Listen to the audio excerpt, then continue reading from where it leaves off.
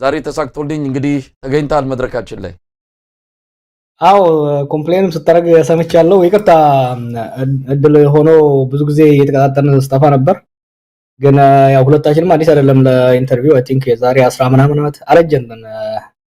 እንደዚህም ሳንወፍር እንደዚህም ሳንሸብት የዛሬ 15 ዓመት መሰለኝ በድምጻችን ሰማ ትግል ጊዜ ከዛ በፊትም በተደጋጋሚ እንደዚህ ሚዲያው ሳይበዛ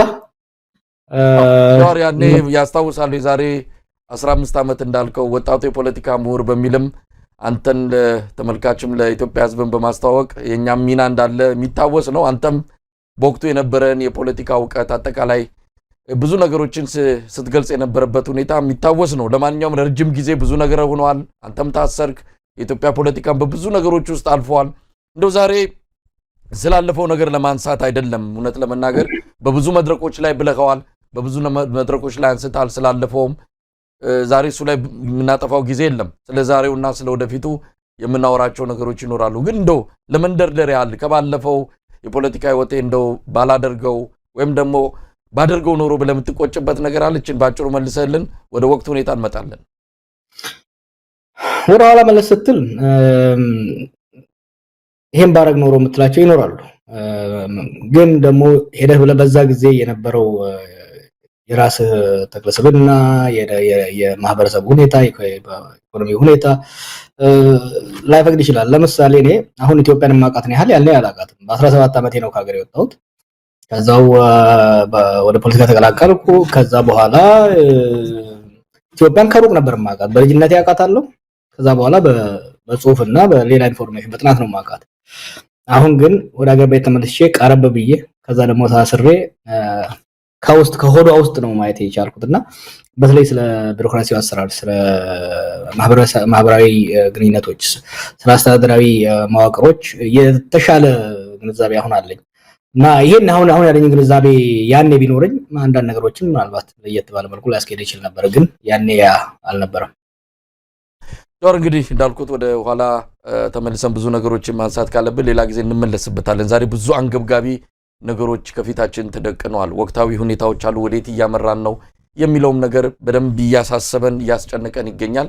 እናንተም በተለያዩ መድረኮች ስብስቦች እንደዚሁ ይህንን ነገር በመመልከት አንዳንድ እንቅስቃሴዎችን እያደረጋችሁ ነው ያላችሁት። እሱን በዝርዝር መጣበታለሁ። እንደው በጥቅል ምን ላይ ነው ያለ ነው? ከፖለቲካ ከኢኮኖሚ ከተለያዩ ነገሮች አንጻር አሁን ያለንበት ሁኔታ እንዴት ትገልጸዋለህ? እንግዲህ ሶስት ነገሮች በማንኛውም ነገሮች ሶስት ነገሮች ተነጣጥለው ሊሄዱ አይችሉም። ፖለቲካ፣ ሴኩሪቲ እና ኢኮኖሚ የተያያዙ በሶስት በትራያንግል ብታስቀምጠው ሶስቱ የተያያዙ ናቸው። ፖለቲካ ከተበላሸ ወደ የጸጥታ ችግርን ያበላሻል። የጸጥታ ችግር ሲባል ደግሞ የኢኮኖሚ እድገትን ያደናቅፋልና ኢትዮጵያ ውስጥም የሆነው ሽግሩ በመጨናገፉ ምክንያት ፖለቲካው ተበላሸ። የፖለቲካ ምህዳሩ ሰዎቹን ገፍቶ ወደ ጫካ ወደ ጦርነት ውስጥ ከተታቸው። ጦርነት መግባታችን ደግሞ ኢኮኖሚውን ከድጥ ወደ ማጡ ማምጣት አንኮታክቶታል። የኢኮኖሚ መንኮታኮቱ የሴኩሪቲውን እንደዛው ተመልሶ ኢምፓክት ያደርጋል። መንግስት ወይ ደግሞ ሀገር ራሷን ለመከላከል ከውስጥም ከውጭም ለመከላከል ያላትን አቅም ያሳንሳልና አሁን የሶስቱ መበላሸት የኢኮኖሚው የሴኩሪቲና የፖለቲካ መበላሸት ሌሎች ብልሽቶችን ደግሞ ፈጥሮብናል።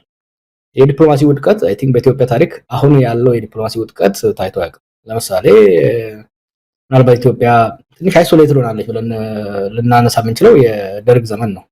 በደርግ ዘመን እንኳን ቢሆን በምዕራቡ ሀገር ተገላም ቢሆን የምስራቁ ዓለም ጋር ጠንካራ ግንኙነት ነበራት። ዛሬ እኮ ከምስራቅም ከምዕራብም ከጎረቤትም ጋር ከማንም ጋር ሽርክና የላትምና የሚገርምና የሚያሳዝን የዲፕሎማቲክ አይሶሌሽን፣ በጣም በጣም አስፈሪ የኢኮኖሚ ውድቀት፣ መንግስትና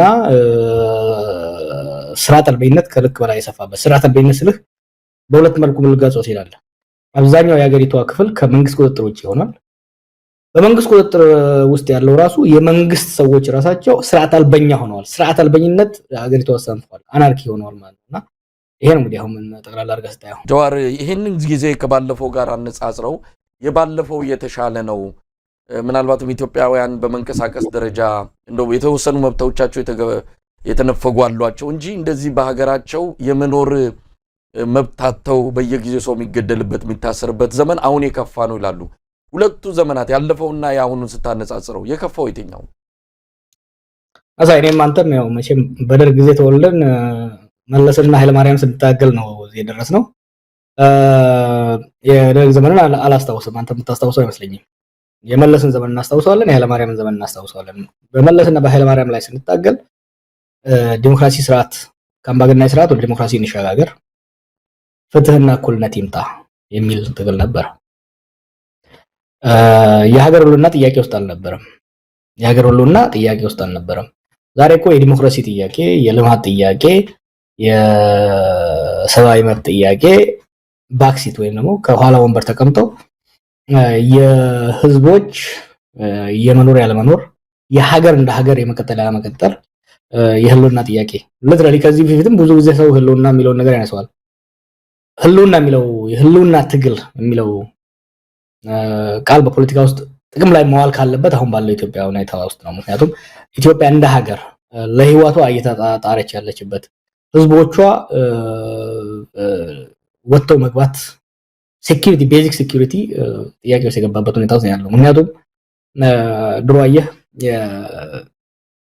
ሰው ሀገር ነበረው፣ ደህንነት ነበረው፣ ጸጥታ ነበረው፣ ሰላም ነበረው። ያጣው ነፃነት ነበር። ያጣው በመረጠው መንግስት መተዳደር ነበር። ያጣው በነፃነት ሐሳቡን የመግለጽ መብቱ ነበር የተነፈገበት።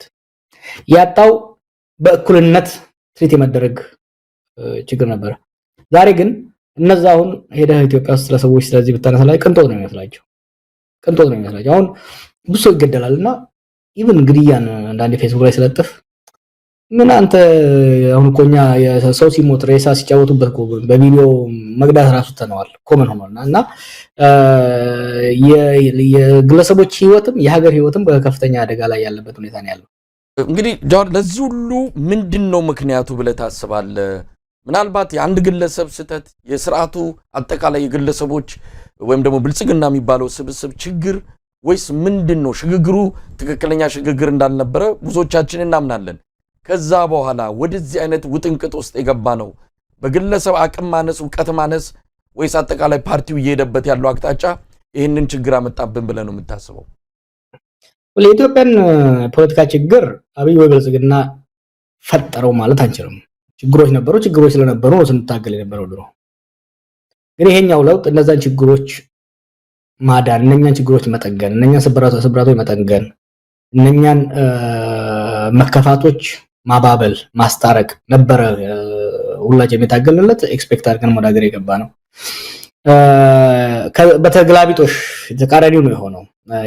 ህዝቡ የታገለው ወደ ዲሞክራሲ ሽግግር፣ ወደ ዲሞክራሲ ስርዓት ለመሸጋገር ነው የፈለገው። አብይና ግብረ አበሮቹ ግን አዲስ አምባገነናዊ ስርዓት ለመመስረት ሞከሩ። የአንድ ፓርቲ በላይነት ያለበትን ስርዓት ወደ ብዝሃ ፓርቲ ለመቀየር ታግለን፣ እነሱ ግን የአንድ ፓርቲን አገዛዝ ወደ አንድ ግለሰብ አገዛዝ ለመቀየር ያደረጉት ሙከራ ቅድም እንዳልኩት የፖለቲካ ቀውስ ውስጥ ከተተ። የፖለቲካ ቀውስ አመጣ። በአገሪቱ የፖለቲካ ሊቃን መካከል መቃቃርን አመጣ። መቃቃሩን በጉልበት ለማፈን ሄደ። በጉልበት ለማፈን ሲሄድ አንድ አምባገነን ወድቆ አዲስ አምባገነን ለመገንባት የመንግስታዊ አቅም ያስፈልጋል። የመንግስታዊ አቅም ነው የኢኮኖሚ አቅም፣ የወታደራዊ አቅም፣ የማህበራዊ መሰረት ሊኖር ይገባል። በሽግግሩ ጊዜ ይሄ አልነበረም። ያለ አቅሙ ለማፈን አብይ ያደረገው እርምጃ አመጽ ነው ወለደ። ከትግራይ ጋር ጦርነት ተገባ፣ ከኦሮሚያ ጋር ጦርነት ተገባ፣ ከአማራ ጋር ጦርነት ተገባ። በየቦታው የመንግስት መፍከከስና ሴንተርስ ኦፍ ፓወር ኢመርጅ ማድረግን እድል ፈጠረና ፕራይመሪሊ ለዚህ ቀውስ ተጠያቂው ከማንም በላይ አብይ ነው። ምክንያቱም ችግሩን ከስር መሰረቱ ፈጥረው እንኳን ባንል ችግሮች እንዲባባሱ ሀገር አይደለም በዓለም ታሪክ የነበረውን እድል፣ የነበረውን ድጋፍ፣ የነበረውን የህዝብ ፍቅርና ተስፋ በአጭር ጊዜ ውስጥ ከአፈር የደባለቀ ከአሸዋ የደባለቀ ሌላ መሪ ያለ አይመስለኝም ያለና የሀገርንም እድል አጨናገፈ። አሁን እንግዲህ ራሱም ሀገርም ችግር ውስጥ ገባ። እንግዲህ በተናጠል እንመልከታቸው። ቀደም ሲል ያልካቸው ሶስት ነገሮች የሚያያዙ ናቸው። ደህንነቱ፣ ኢኮኖሚውና ፖለቲካው የሚል ነገር አንስታል። በተናጠል መመልከት ከተቻለ የፖለቲካው ችግር እንግዲህ ተያያዥ ናቸው። አንዱ አንዱን ይመጋገባልም ይወራረሳልም። ተያዥ ሆኖ ደግሞ አንድ ላይ ሲመጡ ሀገር የመፍረስ አደጋ ውስጥ ትገባለች ነው። እስቲ ፖለቲካውን እንመልከት። የፖለቲካው መሰረታዊ ችግር አሁን አብይ የሚከተለው ምንድን ነው? ያን እናንተም ስትኮንኑት ሌሎቻችንም ስንወቅሰው የነበረው ስርዓት አለ። አብይ አህመድ የዛ ስርዓት ውላጅ የዛ ስርዓት አስቀጣይ ስለሆነ የተለየ ነገር ይዞ አልመጣም ብለው የሚከራከሩለት እንደውም ሊያክም ነው የመጣው የሚልም መገለጫ የሚሰጡት አሉ። አዎ ብዙዎች አሁን ላይ እንኳን እንደዛ የሚያስቡ ያሉ አይመስለኝም። እንኳን ሌላው ማህበረሰብ ባጠገቡ ያሉ ግለሰቦች ሚኒስቴሮቹም ይሄን አያምኑትም። መጀመሪያ አካባቢ ላይ ጥቂቶቻችን በደንብ ተረድተነዋል። አላማው፣ አካሄዱ፣ ብቃቱ፣ ድክመቱን በደንብ ነበር የተረዳ ነው። ለዛም ነው ሽንቴ ገትሬ ጠቅላይ ሚኒስትር እንዳይሆን ስከራከር የነበረው። አይ ቲንክ ብዙ የሀገራችን ልሂቅ በአሁኑ ወቅት በብልጽግና ውስጥ ያለው ፕሮባብሊ 99% የሚሆነው ይሄንን ይረዳዋል። የአብይ ፈንዳሜንታሊ ችግር አንደኛ የአቅም ማለት ነው። ለአመራር ሁለት ነገር ያስፈልጋል። ወይ በትምህርት ወይ በልምድ የአመራር ብቃትን ማካበት መቻል አለበት። ሁለቱንም የለውም። ትምህርት የለውም፣ ሀገር የማስተዳደር ልምድ የለውም። ከዚህ በተቃራኒ ደግሞ በጣም በጣም በጣም በጣም ትልቅ አምቢሽን አለው። ያን ሁለቱ ተጋጨበት። ግለሰባዊ ብቃት ሳይኖረው፣ ልምድ ሳይኖረው፣ ዝግጅት ሳይኖረው፣ ይሄ እንግዲህ በመጽሐፍ ውስጥ አይተው እንደሆነ ያኔ ገና እነሱ የኦህዴድ ሊቀመንበር ሳደርጉት ለኦህዴድ ማዕከላዊ ኮሚቴ ጽፌ የላኩት ግምገማ ነውና ብቃቱ ልምዱ ሳይኖረው ከአንድ አውራ ፓርቲ ወደ አንድ ግለሰብ አመራር ለመምራት ሄደ። ሊሸከመው የማይችለውን ሸክም ለማንሳት ሲሞክር ቀና እንዳደረጋት ኢትዮጵያን ፈጣፈጣት ማለት ነውና የአብይ ፈንዳሜንታል ችግሩ የራሱን ብቃት ማነስ ብቻ ሳይሆን ያን ብቃት ማነስ አለመረዳቱ። ሰዎች እኮ ትምህርት ከሌላቸው ልምድ ከሌላቸው አትሊስት ያን ከተረዱ ብቃትና እውቀት ባላቸው ሰዎች ራስን መክበብ፣ የነኛ ሰዎች ምክርና ድጋፍ መሻትና መጠቀም መቻል ነበረባቸው። ያን አላደረገም። ጉድ ዊል ዘር ስንት ማአት ሰው ነው ከዚህ ከዲያስፖራ ከሀገር ውስጥ ተሰባስቦ እሱ የተረባረበው እሱ እንዲሳካለት ያን ሁሉ በትኖ በአሁኑ ወቅት ብቻውን እየተንገዳገደ ያለው። ምናልባት አሁንም ከዚሁ ከፖለቲካው ጋር ወጣ ብለን ደግሞ ደህንነቱን ስናይ አሁን መሰረታዊ የኢትዮጵያ ሕዝብ አንገብጋቢ ችግር ምናልባትም ሰላምና ዳቦ ጥያቄ ነው። በተለይ ሰላም ከምንም በላይ ዳቦውን እንኳን ሄዶ እንዳያበስል፣ እንዳይጋግር፣ እንዳያመርት ትልቁ ችግር የሆነው ሰላሙ ነው፣ ደህንነቱ ነው። አጠቃላይ ኢትዮጵያ በአሁኑ ሰዓት ማለት በሚቻል መልኩ ከ70 እስከ 75% በሚሆነው መልኩ የጸጥታ ችግር ያለባቸው አካባቢዎች ናቸው የሚበዙት። የደህንነቱ ችግር፣ የጸጥታው ችግር ከፖለቲካው ጋር ተያያዥ ቢሆንም ግን በተለየ ሁኔታ የሚጠቀስ ነገር አለ። በአሁኑ ጊዜ እንግዲህ የግለሰቦች ደህንነትም የማህበረሰብ ደህንነትም የሀገር ደህንነትም ነው አደጋ ላይ የወደቀው። ሰዎች እንደ ግለሰብ ወጥተው መግባት፣ በሀብታቸው ላይ የማዘዝ፣ በሀብታቸው ላይ ባለቤት ሆነው የመቆየት መብት የላቸውም። ሰዎች እንደ ዕቃ እየታፈኑ የሚሸጡበት፣ ንብረታቸው በመንግስትም ከመንግስት ውጭ ያሉ ኃይሎችን በፈለገው ጊዜ የሚቀራመቱበት፣ የሚዘረፉበት ሁኔታ በግለሰብ ደረጃ ስትወስድ፣ በማህበረሰብ ደረጃ ስትወስድ ህዝቦች፣ ቡድኖች በማንነታቸው የሚጠቁበት፣ የሚፈናቀሉበት፣ የሚፈጁበት ሁኔታ የተፈጠረው ህዝቦችን፣ የተለያዩ ብሔሮችን፣ የተለያዩ ጎሳዎችን፣ የሃይማኖት ቡድኖችን መንግስት ሆነ ብሎ የሚያጋጭበት፣ መንግስት የጸጥታ አስጠባቂ ሳይሆን የጸጥታ በጥባጭ ሆኖ የቀረበበት ሁኔታ ነው የምታየውና የዚህ ሁሉ ምክንያቱ ምንድነው? አየህ እነዚህ ልጆች እና ሌሎቹም እዛ አካባቢ ያሉ ልጆች ሲያሰለጥኗቸው የነሱ የድሮ አለቆች የሴኩሪቲ ማኔጅመንት ብቻ ነው ያሰለጥኗቸው። የፖለቲካን ጉዳይ ለፖለቲካዊ ችግር፣ ለፖለቲካዊ ጥያቄ፣ ለፖለቲካዊ ቀውስ ፖለቲካዊ